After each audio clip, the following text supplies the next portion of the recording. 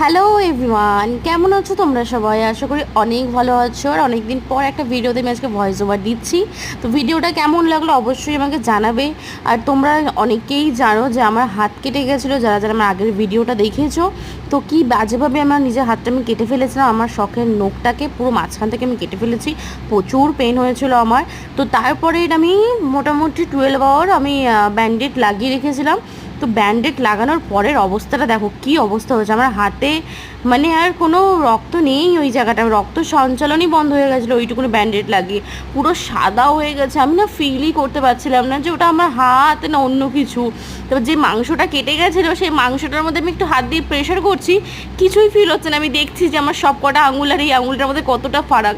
তো অনেকটা কিন্তু ব্যথা লেগেছে আমার। তো আমি ভাবছিলাম যে কি করা যায়, মানে এখন ওটাই ভাবছিলাম আমি যে এর মধ্যে কি ব্যান্ডেডটা পরবো কি পরবো না, যে ছেড়ে মানে খুলে রাখি, রক্তটা একটু আসা যাওয়া করবে আর কি। তো আমি ওটাই বলছিলাম ভিডিওতে যে কতটা লেগেছে তোমরা দেখো। আর আমি মানে আমি দুদিন মতন আমি সবজি টবজি কিছু কাটতে পারিনি, কোনো রকম বাসন ধোয়াধুয়ি কিছু করিনি। আমি রাজকে বলেছিলাম ওয়াশপ্রুফ এনে দিতে, ব্যান্ডেডও তাই এনে দিয়েছিলো, তারপরেও প্রচুর পেন হচ্ছিলো। তো ভিডিওটা কেমন লাগলো কমেন্ট করে কিন্তু জানাতে ভুলো না।